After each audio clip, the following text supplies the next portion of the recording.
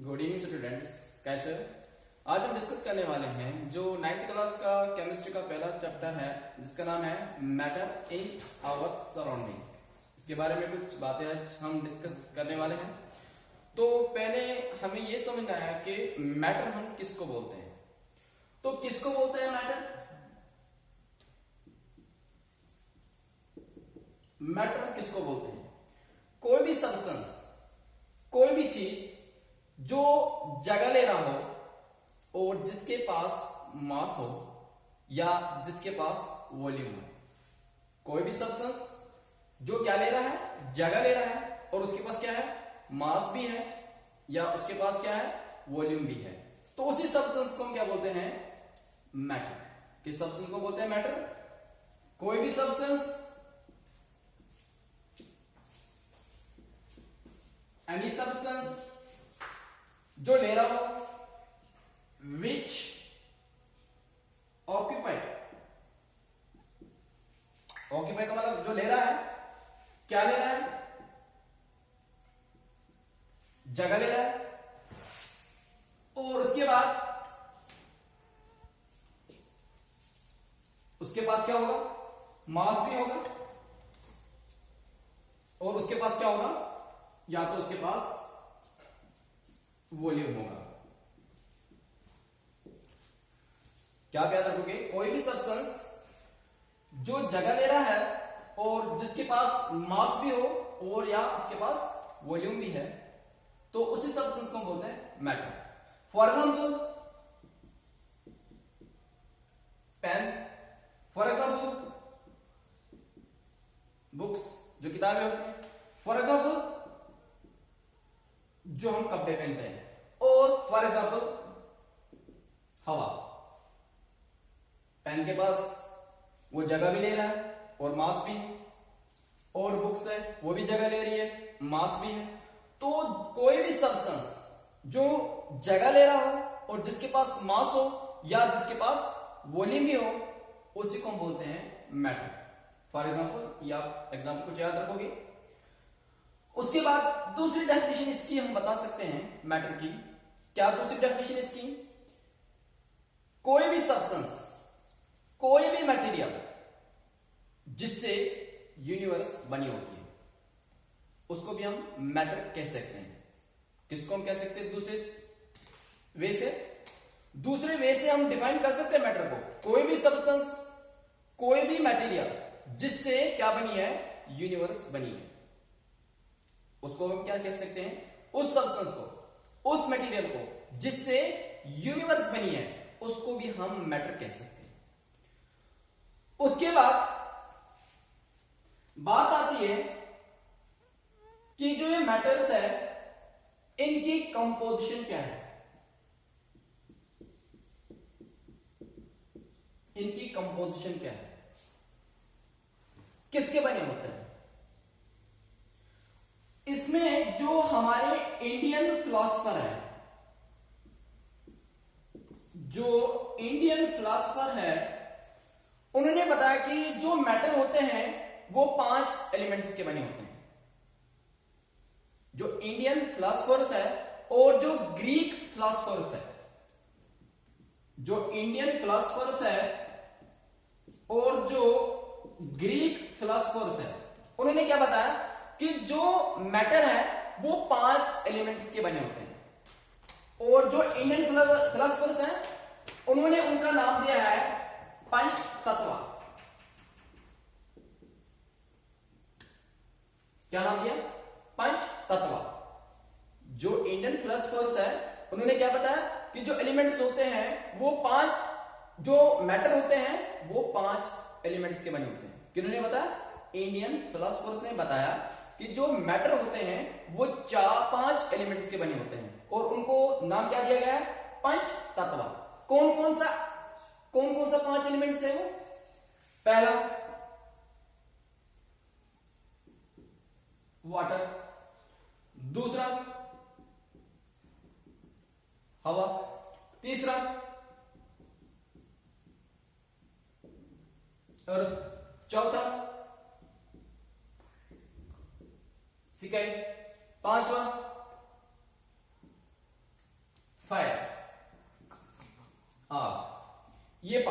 Water, आयर, अर्थ, second fire.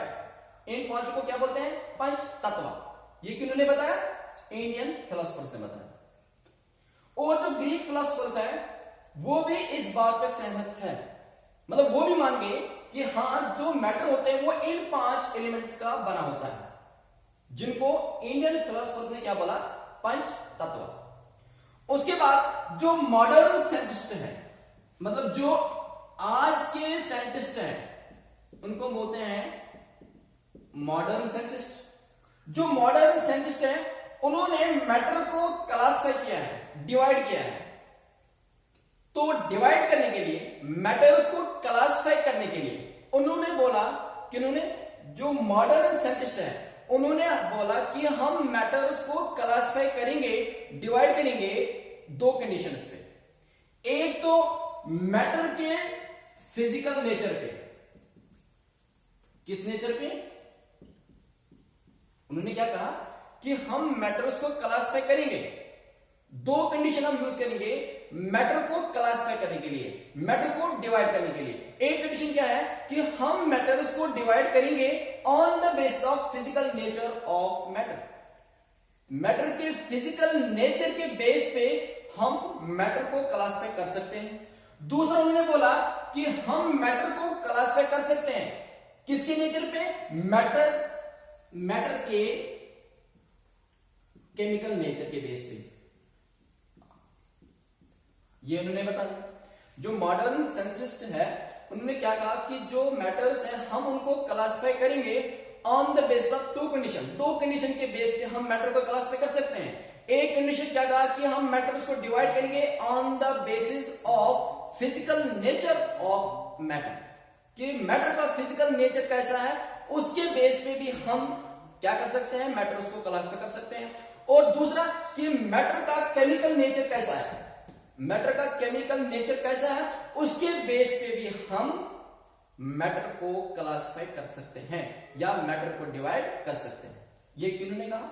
Modern scientist ने कहा। उसके बाद जो बात आती है कि ये मैटर्स किसके बने होते हैं, ये मैटर्स किसके बने होते हैं, तो देखा गया है कि जो मैटर्स है,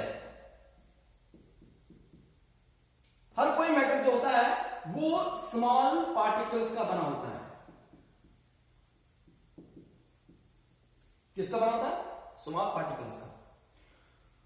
अगर हमारे पास एक मैटर है, उस मैटर को आप ब्रोकन करोगे, तोड़ डालोगे, तो आपको छोटे छोटे पार्टिकल्स मिलेंगे। आप उसको डिवाइड करते रहोगे, ब्रेक डाउन करते रहोगे, तो ब्रेक डाउन करते रहोगे, ब्रेक डाउन करते रहोगे, एक टाइम ऐसा आएगा आपको एक छोटा सा पार्टिकल मिलेगा। इतना छोटा पार्टिकल मिलेगा जो बाद में डिवाइड नहीं होगा।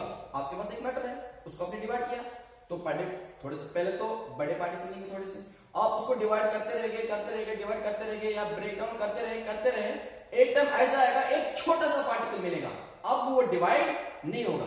तो ये पॉइंट आपको यहाँ पे याद रखना है कि जो मैटर्स होते हैं वो किसके बने होते हैं? छोटे छोटे पार्टिकल्स के बने होते हैं। तो मैंने क्या कहा था कि जब भी आप एक मैटर को ब्रेक डाउन करोगे इन ए सिमिलर मैनर, आप उसको ब्रेक डाउन करते रहो, एक टाइम आपको क्या मिलेगा? एक छोटा सा पार्टिकल मिलेगा। अब वो छोटा पार्टिकल डिवाइड नहीं होगा। वो जो छोटा पार्टिकल है जो अब डिवाइड नहीं हो रहा है, उसी का हर कोई मैटर बना होता है। तो इन शॉर्ट आप याद रखोगे कि जो मैटर होता है वो किसके बने होते हैं? छोटे पार्टिकल्स के बने होते हैं। अब वो छोटा पार्टिकल क्या हो सकता है? कुछ तो छोटा पार्टिकल एटम भी हो सकता है, मतलब कुछ मैटर जिन पार्टिकल्स के बने होते हैं वो एटम भी हो सकता है, और कुछ ऐसे मैटर होते हैं जो बने होते हैं छोटे पार्टिकल्स का, उनका नाम मॉलिक्यूल हो सकता है। इसका मतलब क्या हुआ कि जो मैटर है वो छोटे छोटे पार्टिकल्स के बने होते हैं। अब वो छोटे छोटे पार्टिकल्स एटम भी हो सकते हैं और मॉलिक्यूल भी हो सकते हैं। उसके बाद आपको एक और पॉइंट याद रखना है। क्या याद रखना है? कि प्रॉपर्टीज ऑफ मैटर। किसके बारे में डिस्कस करना है?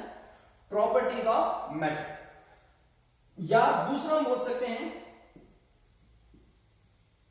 Characteristic of matter. या तो बोलो प्रॉपर्टीज ऑफ या क्या होता हो कैरेक्टरिस्टिक ऑफ मैटर, कि मैटर के पास क्या क्या प्रॉपर्टी होती है या मैटर के पास क्या क्या कैरेक्टर्स होते हैं। तो इसको समझने के लिए आपको क्या रखना है कि जो पार्टिकल्स हैं या जिन पार्टिकल्स का मैटर बना होता है उन पार्टिकल्स के पास कुछ प्रॉपर्टी होती है। अगर आपको प्रॉपर्टीज ऑफ मैटर समझना है उसके लिए आपको पहले क्या समझना है कि कैसे आप बता सकते हैं कि एक मैटर के पास कैसी प्रॉपर्टी है। उसको समझने के लिए आपको क्या पढ़ना है कि जो मैटर के अंदर पार्टिकल्स है उन पार्टिकल्स के पास कौन सी प्रॉपर्टी है। मैटर के प्रॉपर्टीज को समझने से पहले आपको क्या समझना है कि जो मैटर है किसका बना होता है, पार्टिकल्स का बना होता है, और उन पार्टिकल्स के क्या कैरेक्टर्स हैं या उन पार्टिकल्स के क्या प्रॉपर्टीज हैं वो हम डिस्कस करने वाले हैं।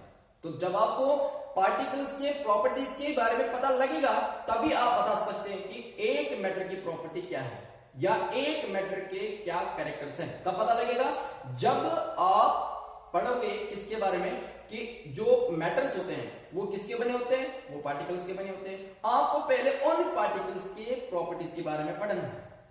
क्या पढ़ना है, पहला पार्ट डिस्कस करने वाले हैं।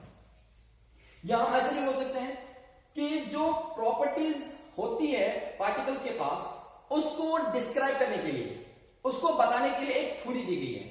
उस थ्योरी का नाम है kinetic theory of the matter. जो प्रॉपर्टीज होती है किनके पास, पार्टिकल्स के पास, वो पार्टिकल्स किसके हैं, मैटर के हैं, जिनका मैटर बना होता है। और जो प्रॉपर्टी होती है हर एक पार्टिकल्स के पास, जिन पार्टिकल्स से क्या बना होता है, एक मैटर बना होता है, तो उन प्रॉपर्टीज को डिस्क्राइब करने के लिए एक थ्योरी दी गई है जिसका नाम है काइनेटिक थ्योरी ऑफ मैटर। तो कौन कौन सी प्रॉपर्टी होती है पार्टिकल्स के पास। पहली प्रॉपर्टीज होती है क्या, कि जो पार्टिकल्स होते हैं किसके, मैटर के, उनके बीच में स्पेस होती है। उनके बीच में क्या होती है, स्पेस। बिटवीन को हम शॉर्ट फॉर्म में लिख सकते हैं B/W। पहली प्रॉपर्टीज किसके पास, प्रॉपर्टीज किसके पास, पार्टिकल ऑफ द मैटर। कौन सी प्रॉपर्टी है कि जो पार्टिकल्स होते हैं मैटर के अंदर उनके बीच में स्पेस होती है। स्पेस होती है, इतनी स्पेस होती है कि हम उसको अपने आंख से नहीं देख सकते। जो मैटर होता है वो किसका बना होता है, पार्टिकल्स का बना होता है, और उन पार्टिकल्स के बीच में क्या होती है, जगह होती है, स्पेस होती है, और इतनी जगह होती है कि हम उसको अपने आंख से नहीं देख सकते। हाँ, मगर हमें कैसे पता चल गया कि पार्टिकल्स के बीच में जगह होती है। फॉर एग्जाम्पल हमारे पास वाटर है, वाटर भी एक मैटर है, उसमें हमने क्या डाला, चीनी डाल दी, और वो जो चीनी है वो उस पानी के अंदर डिजॉल्व हो गई, और वो चीनी के पार्टिकल्स कहां गए, वो चीनी के पार्टिकल्स कहां गए, जो वाटर के अंदर पार्टिकल्स के बीच में जगह थी, क्योंकि वाटर जो वो भी मैटर है, उसके अंदर भी पार्टिकल्स हैं, उन पार्टिकल्स के बीच में जो जगह है उसी जगह के बीच में क्या आ गए, चीनी के पार्टिकल्स आ गए।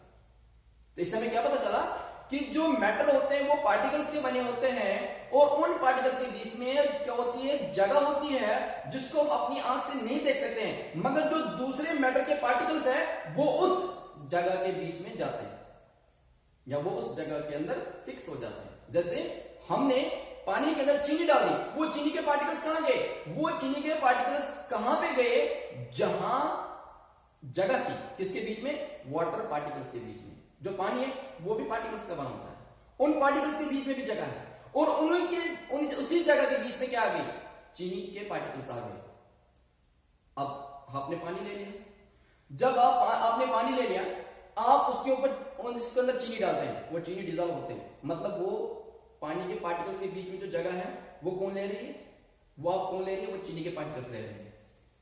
मगर एक टाइम ऐसा आ जाएगा कि आप चीनी डाल रहे हो, वो चीनी डिजॉल्व नहीं हो रही है। इसका मतलब है कि जितनी पार्टिकल्स के बीच में जगह थी पानी के अंदर, वो सारी पार्टिकल्स अब चीनी के पार्टिकल्स ने ले ली, अब और खाली जगह नहीं बची है, और उसके बाद जो चीनी है वो डिजॉल्व नहीं होती है। ये पहला प्रॉपर्टीज है। दूसरा प्रॉपर्टीज क्या है कि जो पार्टिकल्स होते हैं मैटर के, जो मैटर के पार्टिकल्स होते हैं वो कंटिन्यूअसली मूव करते हैं। क्या करते हैं? कंटिन्यूअसली मूव करते हैं। दूसरी प्रॉपर्टी किसके पास? Particles of the matter. दूसरी प्रॉपर्टी जो है किसके पास? पार्टिकल्स ऑफ द मैटर के पास, वो है कि जो पार्टिकल्स होते हैं हर एक मैटर के, वो कंटिन्यूअसली मूव करते हैं। अगर हमारे पास एक मैटर है सॉलिड, सॉलिड के पार्टिकल्स मूव नहीं करते हैं। पानी जो है, जो लिक्विड होगा, लिक्विड के पार्टिकल्स मूव करते हैं, इसलिए लिक्विड जो है वो फ्लो होता है। सबसे ज्यादा जो पार्टिकल्स मूव करते हैं वो है गैस। जो गैस मैटर है, हवा है, वो कंटिन्यूअसली मूव करता है, ज्यादा मूव करता है। उसके बाद लिक्विड करता है, क्योंकि लिक्विड भी फ्लो करता है। और जो सॉलिड है, सॉलिड फ्लो नहीं करता है। क्यों? क्योंकि सॉलिड के पार्टिकल्स के पास ये प्रॉपर्टी बहुत कम है, मतलब वो सॉलिड के पार्टिकल्स ज्यादा मूव नहीं कर रहे हैं। तो जो सॉलिड के पार्टिकल्स हैं, अगर वो मूव नहीं कर रहे हैं, एक जगह से दूसरी जगह नहीं जा रहे हैं, तो वो क्या करते हैं? वो वाइब्रेट करते हैं। जो सॉलिड के पार्टिकल्स होते हैं वो क्या करते हैं? वो वाइब्रेट करते हैं। वाइब्रेट का मतलब है, अगर आपने देखो कि दीवार के ऊपर क्लॉक लगी होती है और उस क्लॉक के अंदर पेंडुलम होता है, वो पेंडुलम अपनी जगह से इधर चला जाता है और उसके बाद फिर से अपनी पोजीशन में वापस आता है, फिर इधर चला जाता है। वैसे ही जो सॉलिड के पार्टिकल्स है वो मूव नहीं करते हैं, मगर वो वाइब्रेट होते हैं। वाइब्रेट का मतलब क्या हुआ कि वो पार्टिकल सॉलिड के इधर चले जाएंगे, फॉर एग्जांपल, उसको बोलते हैं टू, और जब वो अपनी पोजीशन में वापस आएगा फिर इधर चलाएगा, इसको बोलते हैं फ्रो। टू एंड फ्रो मोशन को बोलते हैं वाइब्रेशन। किसको? टू एंड फ्रो मोशन को क्या बोलते हैं? वाइब्रेशन। तो जो सॉलिड के पार्टिकल्स हैं वो वाइब्रेट होते हैं, और जो गैस के पार्टिकल्स हैं वो तो मोशन में चले जाते हैं, और जो लिक्विड के पार्टिकल्स हैं वो भी मोशन में चले जाते हैं। तो इसका मतलब है, जब कोई ऑब्जेक्ट मोशन में होता है उस टाइम उसके पास काइनेटिक एनर्जी होती है। जब एक ऑब्जेक्ट किसमें होता है? मोशन में होता है, तो उसके पास कौन सी एनर्जी होती है?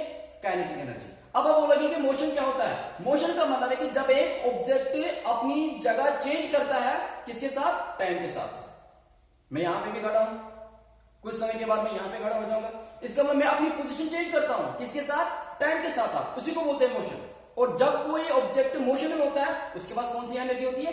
Kinetic energy. इसका मतलब है कि जब मैटर के पार्टिकल्स कंटिन्यूअसली मूव करते हैं, इसका मतलब इनके पास भी काइनेटिक एनर्जी है। तो उस काइनेटिक एनर्जी को अगर आप बढ़ाना है तो हमें टेम्परेचर बढ़ाना पड़ेगा उस मैटर का। अगर आपके पास एक मैटर है और उस मैटर का तुम टेम्परेचर बढ़ाओगे, उसकी वजह से उस मैटर के पार्टिकल्स के पास क्या बढ़ेगी? काइनेटिक एनर्जी बढ़ेगी।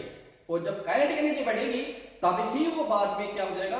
वो ज्यादा मोशन में आ जाएगा। फॉर एग्जाम्पल, आपके पास एक सॉलिड है, उस सॉलिड को वो ज्यादा मूव नहीं करता है, वो खाली वाइब्रेट करता है, टू एंड फ्रो मोशन में चला जाता है। मगर जब आप उस सॉलिड को टेम्परेचर देते हैं, वो पिघलना शुरू हो जाता है।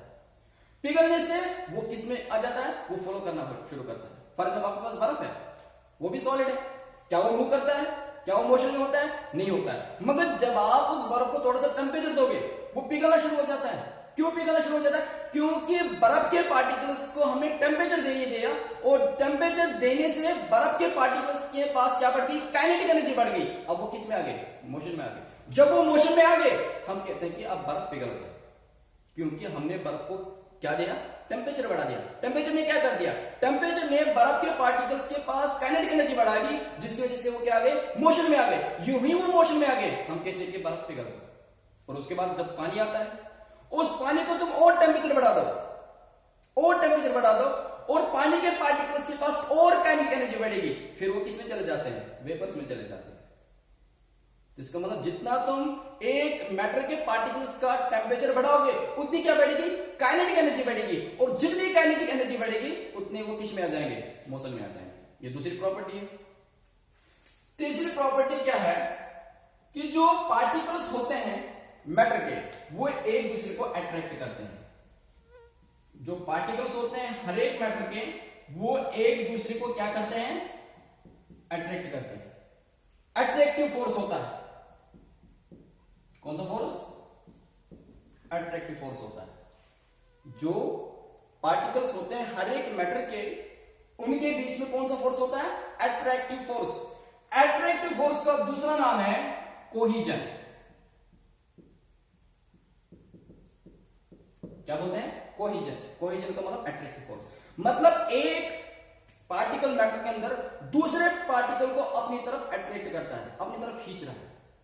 अब आपको पता है कि सॉलिड जो होता है वो मजबूत होता है। क्यों मजबूत होता है? क्योंकि सॉलिड के अंदर जो पार्टिकल्स होते हैं वो बहुत पास पास होते हैं, इतने पास होते हैं कि वो एक दूसरे के ऊपर भी होते हैं। क्योंकि सॉलिड के अंदर पार्टिकल्स के बीच में जो ये अट्रैक्टिव फोर्स है वो ज्यादा है। लिक्विड जो है वो फॉलो करते हैं थोड़ा सा। क्यों फॉलो करते हैं? क्योंकि वहां पे जो अट्रैक्टिव फोर्स है वो कम है। किनसे?